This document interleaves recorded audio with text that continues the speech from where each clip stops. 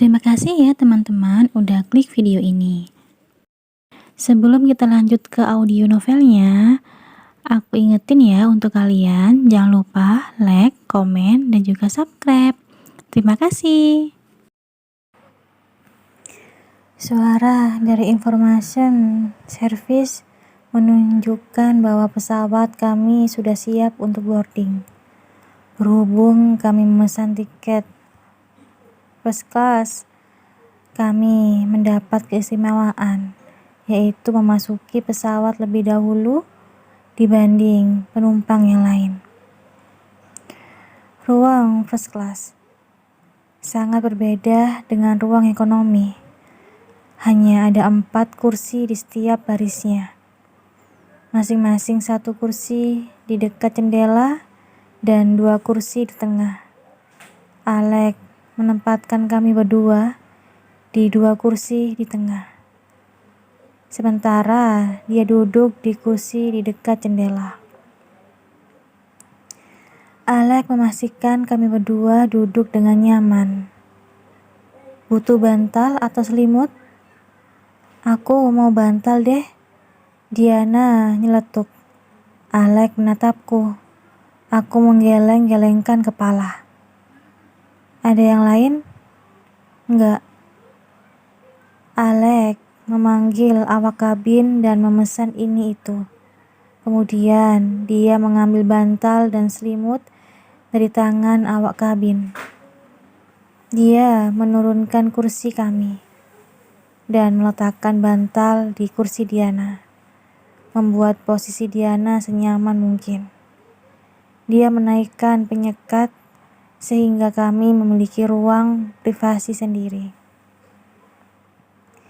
Setelah itu, dia beralih ke kursiku, melakukan hal yang sama dan menyelimutiku.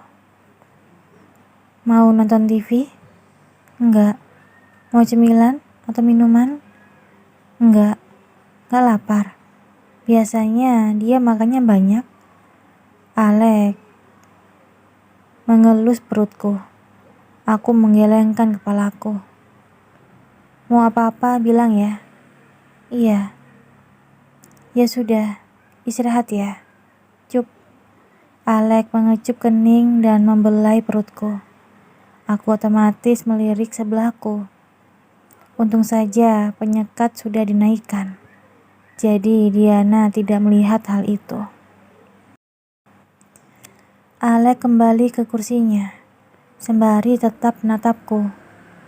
Aku cepat-cepat memejamkan mata. Aku takut Diana melihat kami. Ini sangat berbahaya. Alex benar-benar nekat. Perjalanan dari Jakarta ke Surabaya ditempuh dalam waktu kurang dari 2 jam. Sesampainya di Surabaya, kita masih naik pesawat menuju kotaku. Menjelang sore hari, kami sudah mendarat di kota kami. Salah satu kota kecil di Jawa Timur. Di sana kami sudah ditunggu oleh supir pribadi keluarga Alex. Alex memutuskan untuk mengantarku terlebih dahulu. Sesampainya di rumah ayah, Alex membantu menurunkan koperku. Aku antar Diana dulu ya. Setelah selesai, aku akan kembali ke sini. Salam buat ayah dan ibu. Alex berbicara sembari mengelus kepalaku dan memberikanku kecupan singkat di kening. Aku secara spontan menjauh karena takut Diana melihat kami. Jaga diri baik-baik, jangan nakal. Alex memberi tangannya. Aku mencium tangannya. Dia kembali mengelus-ngelus rambutku sebentar. Kemudian kembali masuk ke dalam mobil. Aku melihat mobil itu sampai menghilang dari pandangan. Enaknya jadi Diana. Bisa bertemu dengan keluarga Alex. Aku kapan bisa seperti itu? Tanpa sadar aku bergumam dan langsung memukul mulutku sendiri. Tidak boleh iri Kansa. Diana pantas mendapatkannya. Dia istri sah Alex. Kamu hanya istri siri. Sebaiknya kamu terima nasibmu dengan baik. Aku menghela nafas dalam-dalam. Aku membuang rasa sedihku dan memasang wajah ceria. Orang tuaku tidak boleh tahu bahwa aku bersedih. Aku harus selalu ceria di depan mereka. Aku melihat rumahku tampak tertutup rapat. Tidak ada motor atau mobil pick-up ayah di garasi. Apa tidak ada orang di rumah? Assalamualaikum, ayah, ibu, ini Kansa. Assalamualaikum. Aku mencoba berteriak dari depan pagar, namun tidak kunjung mendapat jawaban. Setelah beberapa kali mencoba, namun tidak kunjung ada jawaban. Akhirnya aku memutuskan untuk menelepon. Aku menelepon ayah dan ibu, namun nomor selalu di luar jangkauan. Aku mencoba menelepon Vian, namun tidak diangkat-angkat. Sepertinya Vian masih marah padaku. Hampir setengah jam aku menunggu di depan rumah tanpa kepastian. Tetangga mulai melihatku dengan pandangan ingin tahu. Mereka memperhatikanku dari atas ke bawah. Pandangan mereka selalu berakhir di perutku. Ingin rasanya aku menutupi perutku yang buncit itu. Mendapat pandangan seperti itu membuatku tidak nyaman. Akhirnya aku memutuskan untuk memesan taksi online dan pergi ke hotel yang paling dekat dengan rumah. Sesampainya di hotel, aku memesan kamar biasa dan merebahkan diri. Aku melihat jam di dinding. Waktu masih menunjukkan pukul 3 sore. Sementara acara pernikahan Dino jam 7 malam. Masih ada waktu 4 jam buatku untuk beristirahat. Aku benar-benar lelah. Aku benar-benar lupa untuk memberitahu Alex mengenai keberadaanku saat ini. Aku berbaring di ranjang dan tertidur dengan lelapnya.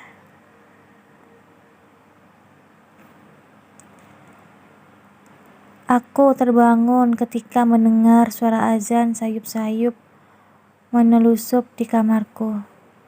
Aku membuka mata dan menatap jam di dinding. Rupanya sudah jam 7 malam. Ya ampun, sudah jam 7. Aku harus siap-siap. Aku mandi dengan cepat dan berdandan kilat. Resepsi pernikahan Dino diadakan di hotel yang letaknya tak jauh dari hotelku menginap. Pihak hotel menawarkan layanan antar jemput. Tanpa berpikir panjang, aku menerima tawaran itu dan menuju lokasi resepsi. Karena terburu-buru, aku benar-benar melupakan ponselku. Aku hanya membawa dompetku. 15 menit kemudian, aku tiba di lokasi acara. Resepsi itu diadakan di aula hotel yang terletak di lantai 2. Terima kasih Pak, aku memberi tip. Nanti tolong kabari kalau sudah selesai ya Bu, nanti saya jemput kembali. Iya Pak, terima kasih. Aku keluar dari mobil dan tengah bersiap memasuki hotel ketika aku merasa seseorang menarik tanganku dengan kasar.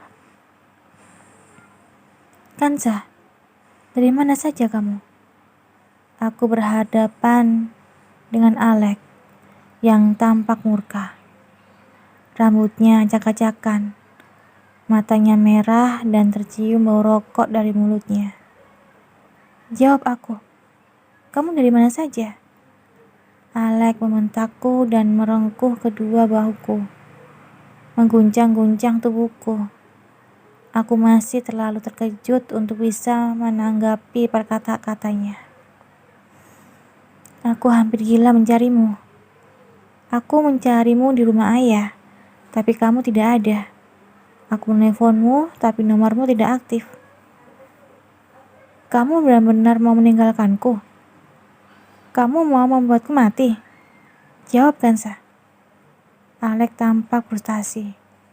Aku masih terdiam. Aku mencerna kata-kata Alek dengan baik. Kemudian aku mulai memahami apa maksud pria itu. Aku benar-benar lupa untuk memberinya kabar bahwa aku tidak di rumah ayah, namun di hotel. Dan ponselku ketinggalan. Pantas saja Alek tidak bisa menghubungiku. Tapi menurutku reaksi Alek terlalu berlebihan. Mana mungkin aku dituduh mau meninggalkannya. Tiba-tiba saja Alek memeluk tubuhku dengan erat. Jangan tinggalkan aku, bisiknya dengan suara parau. Tubuhnya tampak bergetar. Mungkin menahan amarah. Aku menempuk-nempuk punggungnya, berusaha untuk membuat amarahnya mereda. Setelah beberapa saat memelukku, Alek renggangkan pelukannya dan menatapku. Tangannya masih memegang tanganku, seolah-olah takut aku kabur darinya. Kamu dari mana? Di mana kamu selama beberapa jam ini? Kenapa ponselmu tidak aktif? Alek bertanya sembari menguasai emosi. Sepertinya dia menjaga emosinya untuk membuatku tidak takut. Aku menginap di Hotel Royal. Tadi rumah tutupan. Aku menghubungi ibu dan ayah, tapi nomornya di luar jangkauan. Aku menghubungi Vian, tapi tidak diangkat. Kenapa tidak langsung menghubungiku? Aku bisa langsung menjemput. Tapi, kamu kan masih nganterin Diana, Mas. Kenapa sampai di hotel tidak ngabarin aku? Kenapa ponselmu tidak aktif? Apa kamu tahu betapa gilanya aku? Aku pikir kamu meninggalkanku, Kansa. Alek menarik nafas dalam-dalam. Wajahnya kembali tidak tenang. Aku ke rumahmu, tapi rumahmu tertutup. Aku menghubungimu dan keluargamu, tapi semua nomor tidak bisa dihubungi. Kamu membawa baju-bajumu. Bisa kamu bayangkan perasaanku? Aku takut keluargamu membawamu pergi dariku. Alek menghela nafas dalam-dalam. Dia kembali merengkuhku dalam pelukan. Jangan coba-coba untuk lari dariku, Kansa. Kamu tahu, sampai ke ujung dunia pun, aku akan mencarimu. Jangan pernah berpikir untuk meninggalkanku. Mengerti? Kalian sedang apa? Suara yang cukup familiar mengusik kami. Aku mengintip di balik punggung Alek. Dan aku melihat Diana sedang berjalan ke arah kami. Aku langsung mendorong tubuh Alek kuat-kuat, hingga pria itu terhuyung-huyung, hampir kehilangan keseimbangan. Tadi Alek bantuin aku masang anting di. Aku begitu tergagap. Aku tidak berani memandang wajah Diana.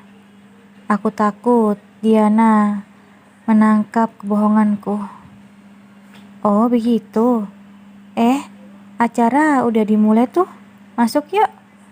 Tanpa aku duga, Diana menggandeng tanganku dan membawaku masuk ke dalam hotel. Aku melihat dengan ujung mataku. Alek tampak berusaha untuk menguasai diri. Kemudian dia mengikuti kami. Kami memasuki aula resepsi. Seperti dugaanku, kehadiran Diana dan Alek menjadi sorotan melebihi pengantin itu sendiri. Banyak para tamu dan teman-teman yang hadir langsung mengerubungi Diana. Sementara teman-teman sekelas tampak merebutin Alex. Aku kembali menjadi orang yang tidak tampak. Aku memisahkan diri dari mereka dan mulai mengikuti barisan untuk memberi selamat pada Dino dan istrinya. Selamat ya Dino atas pernikahannya. Semoga semawa ya. Aku menyalami Dino dan istrinya. Kansa ya? Mana Alex? Dino melongokkan kepalanya ke belakangku.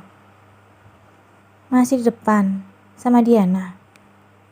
Oh, ngomong-ngomong, terima kasih sudah datang. Semoga kamu dan bayimu juga sehat-sehat ya.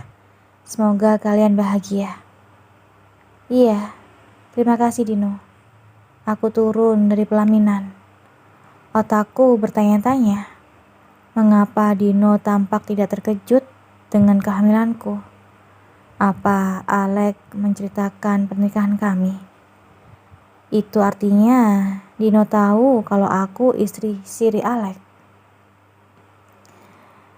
Berpikir seperti itu membuatku bahagia. Setidaknya bukan hanya keluarga aku saja yang tahu pernikahan ini, tapi ada beberapa teman kami yang juga tahu. Itu Kansa kan?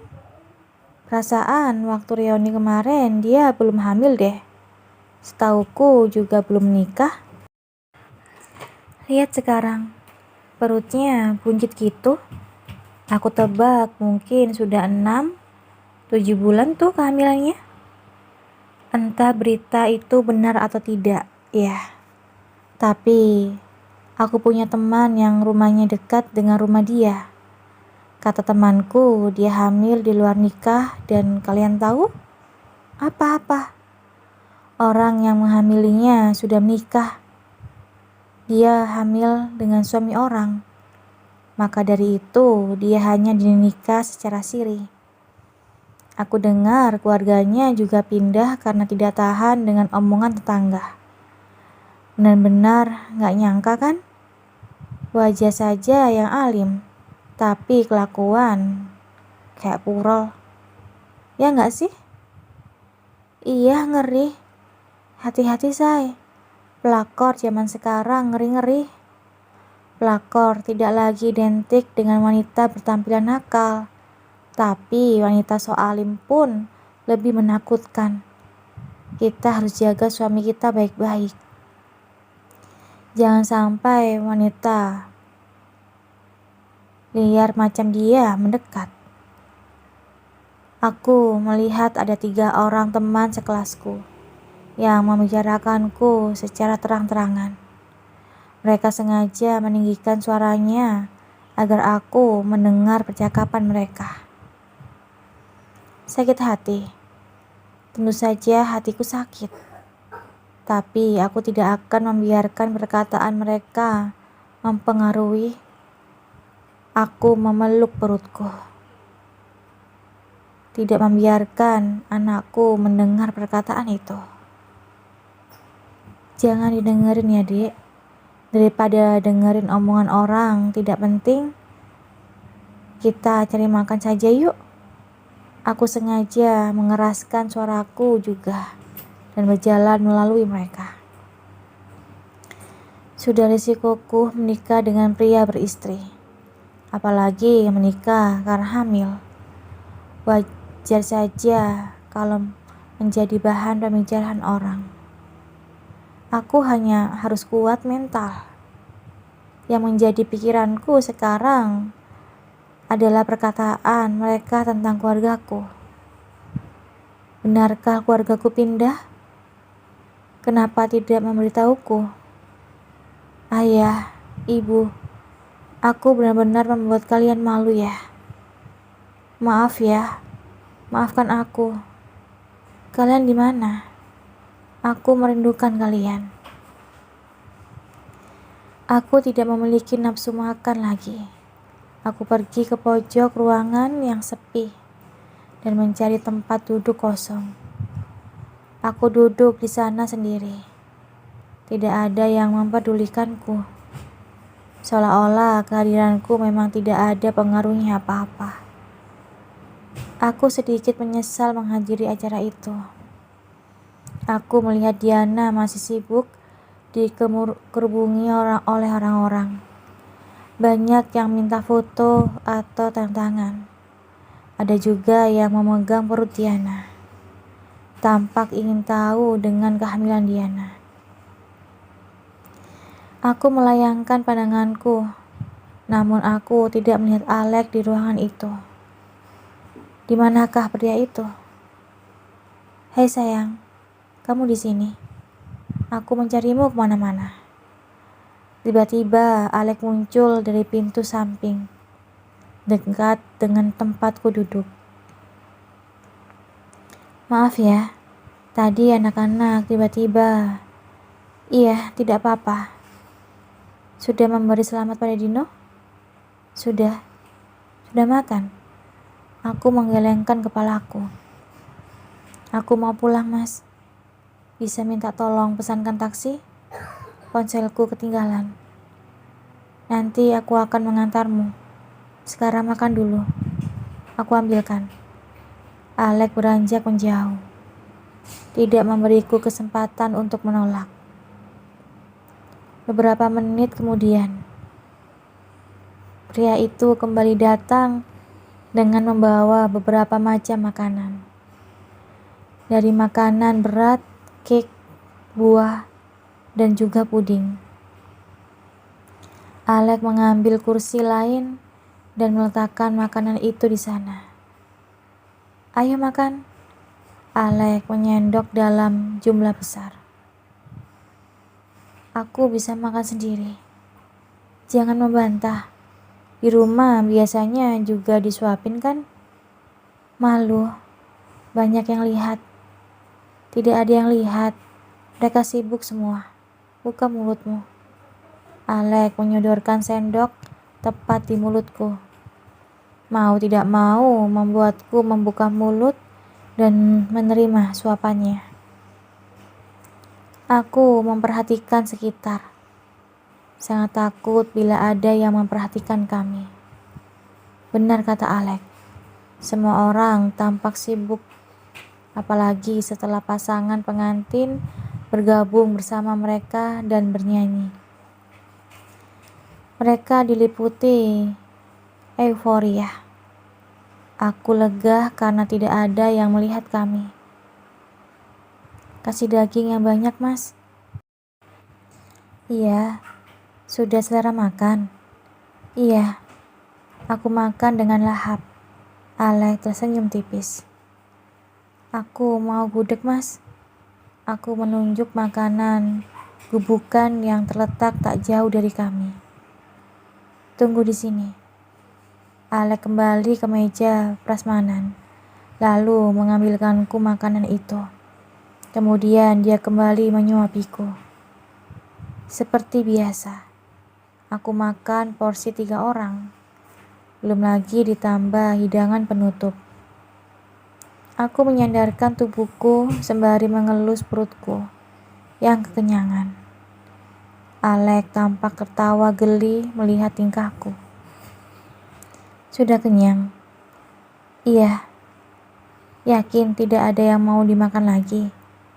Gak ada. Heran sama kamu yang makanmu banyak. Tapi kenapa ini semua tetap kecil?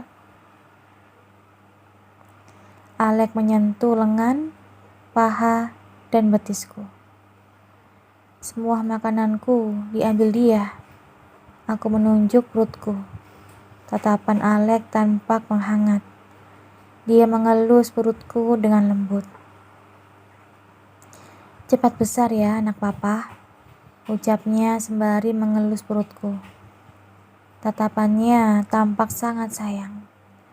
Melihatnya seperti itu, rasanya aku akan menerima apapun status yang dia berikan padaku, asalkan anakku mendapat kasih sayang darinya. Mas, aku ingin pulang. Untuk apa pulang? Di hotel, kamu sendirian sayang. Aku khawatir sama ibu dan ayah. Aku dengar berita nggak enak. Oh, aku sudah telepon Vian. Kata Vian, ayah nganterin ibu pulang kampung. Di sana tidak ada sinyal. Itu mengapa kita tidak bisa menghubungi mereka. Mungkin mereka ada di sana cukup lama. Kenapa Vian mau mengangkat teleponmu, tapi tidak mengangkat teleponku? Di mana anak itu sekarang? Dia tidur di kosan temannya. Jadi untuk sementara, kita menginap di hotel saja. Kita? Aku tidak mau memikirkan ucapan Alex. Mungkin dia berkata seperti itu hanya untuk menyenangkan hatiku saja. Aku tahu malam ini dia harus pulang ke rumah keluarganya. Jadi tidak mungkin bisa menginap bersama aku di hotel. Akhirnya aku kembali pulang bertiga. Alex mengantarku ke hotel terlebih dahulu. Setelah itu dia mengantar Diana. Aku kembali ke kamarku dan merebahkan diri. Banyak kejadian yang berkelebat di kepalaku. Hal yang paling membuatku lega adalah mengetahui kenyataan tentang keluargaku. Setidaknya aku tahu kemana keluargaku pergi. Hal yang menyesakan hati adalah mendengar orang-orang membicarakanku. Aku tahu sebagian besar apa yang mereka katakan itu memang benar. Aku memang hamil di luar nikah. Pria menghamiliku juga sudah menikah. Aku juga menikah siri. Semua perkataan mereka benar, tapi mengapa hatiku masih terasa sakit? Apakah nantinya anakku juga akan menerima perlakuan seperti ini? Apakah anakku juga akan disembunyikan dari mata dunia? Sampai kapan hal ini akan berlalu? Tanpa sadar, air mataku kembali menetes, memikirkan nasib anakku ke depannya. Padahal dia sudah memiliki ayah sekarang. Tapi entah mengapa nasibnya masih terasa menyedihkan. Dret, dret, dret. Ponselku bergetar. Aku melihat siapa yang menelepon. Ternyata Mas Alex sedang menggunakan panggilan video. Terima kasih ya udah dengerin audio Eva Family. Dengerin terus ya audio Eva Family di YouTube Eva Family. Sampai jumpa. Bye-bye.